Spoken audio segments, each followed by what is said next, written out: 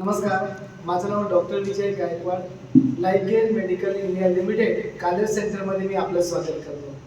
आज गेल्या 9 दिवसापासून मनोहर काका आपल्या थेरपी सेंटरला येत आहे आणि रोज 9 दिवसापासून थेरपी घेत पण आहे. पण आता मी त्याला ऑफिसमध्ये भेटलो आणि त्यांनी मला तुमच्या आजाराविषयी माहिती सांगितली तर या 9 दिवसांमध्ये त्यांना खूप काही फरक जाणवत आहे.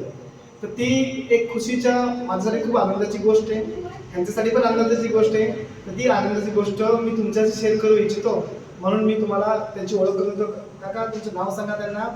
मनोहर बलराम माळी, राहिला कुठं आपण? मुक्काम बाटाळे. अच्छा काका, तुम्हाला इथे याच्या अगोदर कोणकोणते त्रास होते सांगा बरं. मला पायाला त्रास होता, डोळ्याला कमी दिसत होता आणि हाताला इथे गाठी होती, 2-3 गाठी होत्या.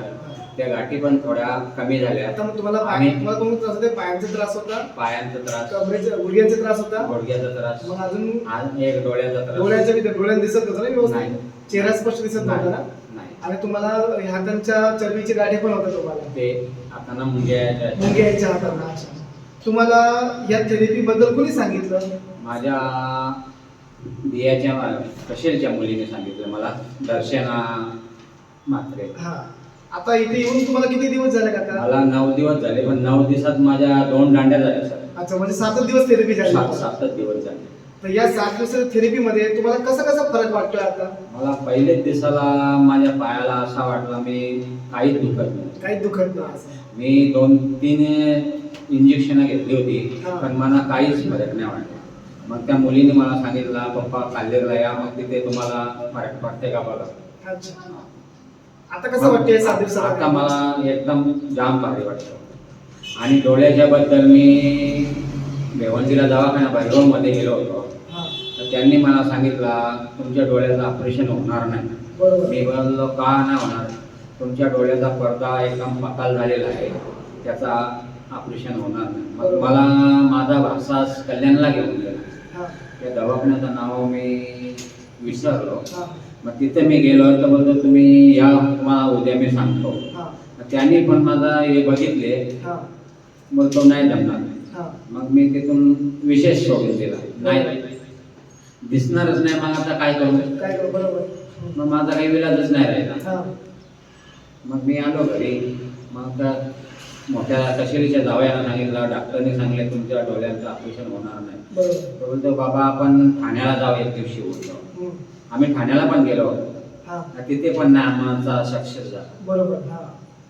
मग तिथून आलो आम्ही घरी. मग तो विशेष सोडून दिला. आता 15-20 दिवसापूर्वी त्यांच्या घरी आलो. बाबा बोलते आपण ठाण्याला दवाखान्यात जाऊ, बोलते एक ठिकाण तुम्हाला दिसत नाही त्याच्याबद्दल. त्यांच्या घराजवळ एक डॉक्टर आहे, त्यांना दाखवला. तर बोलतो उद्या या, आज गर्दी आहे. बरोबर. ते गर्दी पण तिथं पण ना मी आलो. मग मला त्या मुलीने इथं आणलं. थेरपी लागली. मग थेरपी घेतली तुम्ही? मी थेरपी घेतली. तुम्ही पाहू शकता मला पायाला पहिल्याच दिवसाला वाटला काहीच नाही. Very good. म्हणजे आता डोळ्याने आता डोळ्याने मला कमी दिसत होता, आता साधारण बरं वाटतं.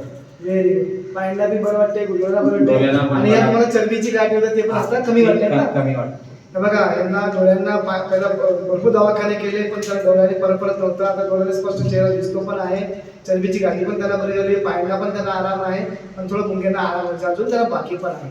ते जर या 7 दिवसात जर या मनोहर काकांना जर एवढा फरक पडला असेल आणि हेच काकाच्या सातत्याने पुढची थेरपी करतील तर कायमस्वरूपी हा आजार बरा होऊन जाईल.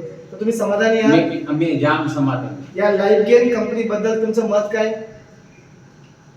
काय सांगाल आमच्या कंपनी बद्दल तुम्ही? जे मला काही फरक वाटला ते मी तुमच्या कंपनीला सांगू शकतो.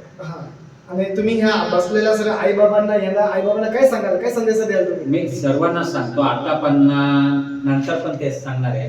मला इथं खूप चांगला वाटला. तुम्ही पण येत जा, दर दिवशी येत जा, दांडी नका मारू जा. 9 दिवसात माझ्या 2 दांड्या झाल्या, पण माझी गलती आहे. बरोबर. बघा, काकांना 7 दिवसात जर एवढा फरक असेल, ते काकाचे 4-5 महिने लगातार जोपर्यंत फरक पडत नाही तोपर्यंत थेरपी केली तर हा आमचा कायम आजार पूर्णपणे बरा होऊन जाईल. तर मनोहर काकांसाठी खूप खूप जोरात टाळी वाजवून द्या. थँक्यू.